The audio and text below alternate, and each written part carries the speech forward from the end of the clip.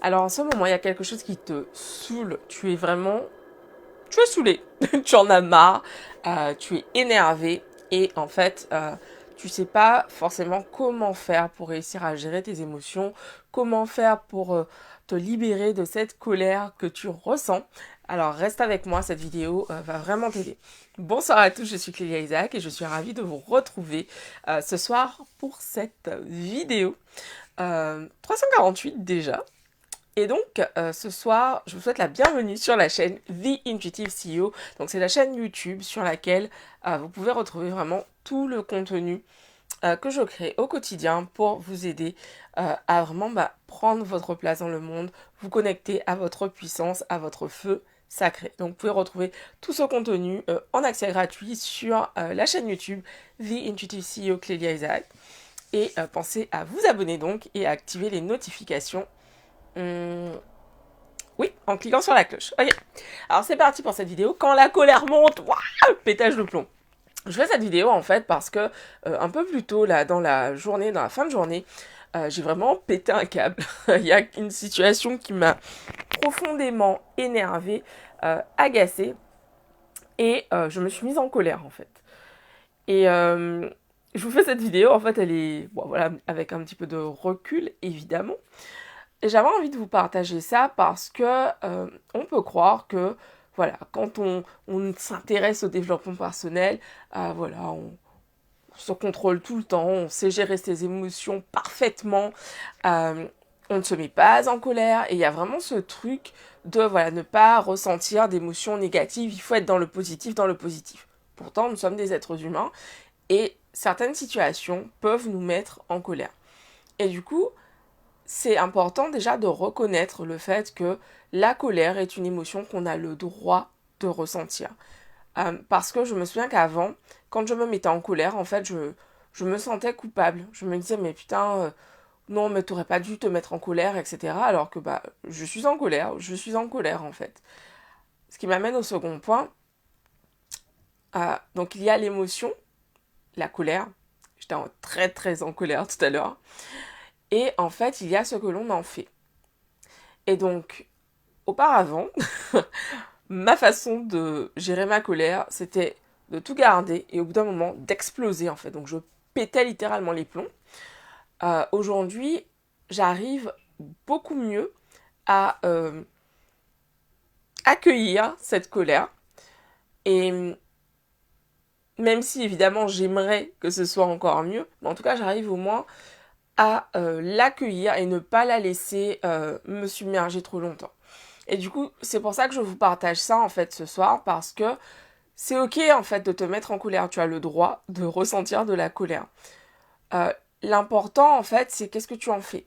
Est-ce que tu vas rester pendant des jours à ruminer en fait cette colère, à t'énerver, à pester, parfois même tout seul, sans même dire à l'autre pourquoi tu es en colère, ou est-ce que tu vas l'exprimer? Et avant, en fait, moi, ce que je faisais, c'est que la colère, je la gardais. Je n'en parlais pas. Je ruminais dans mon coin, je pestais, je m'énervais, vraiment, j'étais parfois dans des états d'énervement, mais énormes, mais je ne disais rien, en fait, à l'autre. Parce que quand tu ne dis pas à l'autre que telle et telle situation ou telle action n'est pas ok pour toi, en fait, la personne ne peut pas le deviner. Et c'est pour ça que c'est important, justement, d'apprendre, en tout cas, de comprendre l'importance de communiquer, en fait, avec l'autre.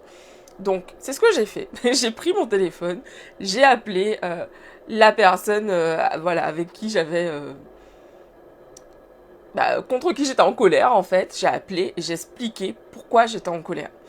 Et c'est pas sorti de façon toute... Voilà, c'est pas sorti lisse, pas du tout. Je me suis énervée en fait pendant la conversation. Et en fait, c'est ok parce que j'apprends. J'apprends en fait à communiquer. À communiquer en fait ce qui n'est pas ok pour moi. Et pour l'instant, ça sort pas de façon parfaite. Et d'ailleurs, c'est pas le but. Le but, c'est vraiment en fait que moi, j'arrête en fait de garder cette colère en moi, de ne pas en fait, de ne pas l'adresser parce que l'émotion, elle est là de toute façon. Donc, j'ai dit ce que j'avais à dire. Je suis restée relativement pas calme, mais en tout cas, j'ai adressé la situation, dirons-nous.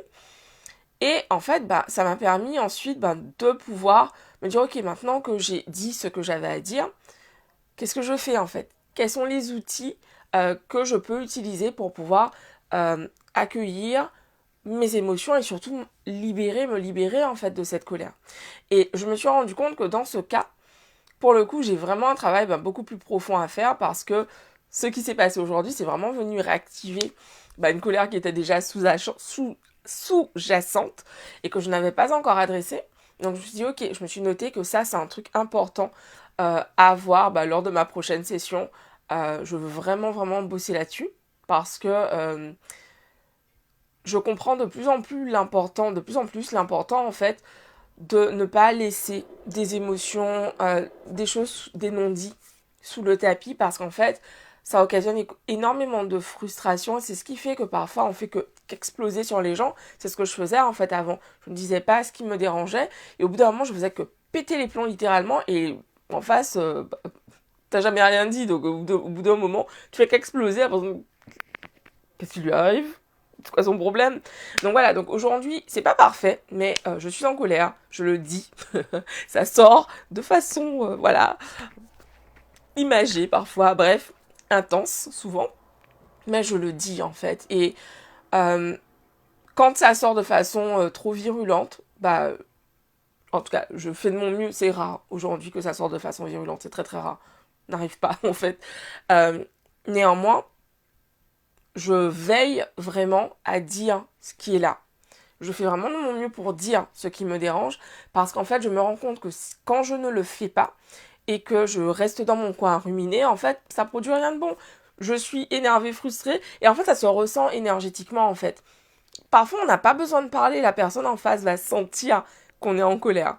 Et du coup, c'est important en fait de le dire, de poser des mots sur les choses. C'est pas forcément naturel ni évident, mais c'est vraiment un exercice que je m'emploie de plus en plus à faire parce que je me rends compte que ça permet des discussions, ça permet de mieux se comprendre, ça permet en fait de que les relations soient beaucoup plus saines en fait. Et c'est vraiment pour moi un gros apprentissage parce que en fait avant je pensais que des relations devaient être les plus lisses possibles.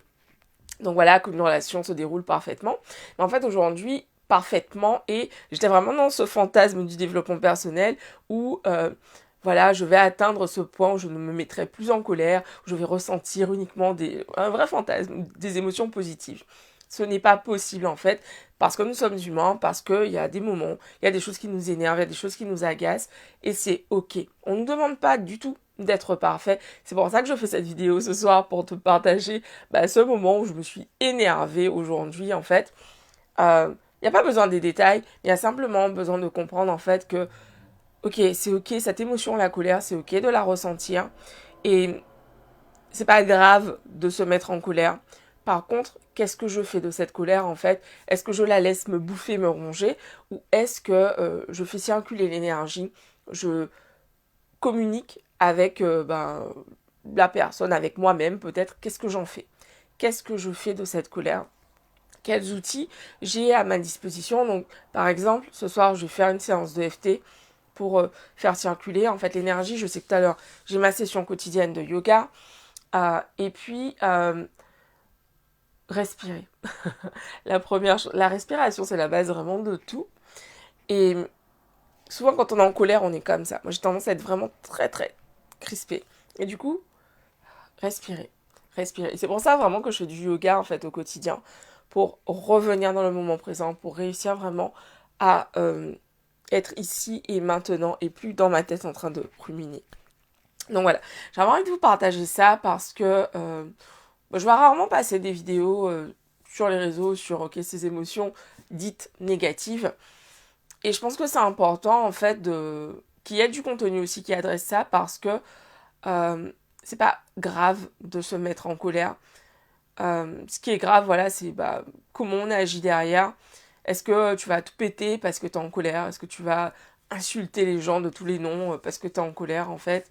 Est-ce que tu vas t'excuser après avoir fait ça? Ou est-ce que tu vas juste te laisser bouffer par cette colère, ressentir toute cette frustration et ne jamais l'adresser et continuer à emmagasiner en fait toute cette colère, toute cette frustration.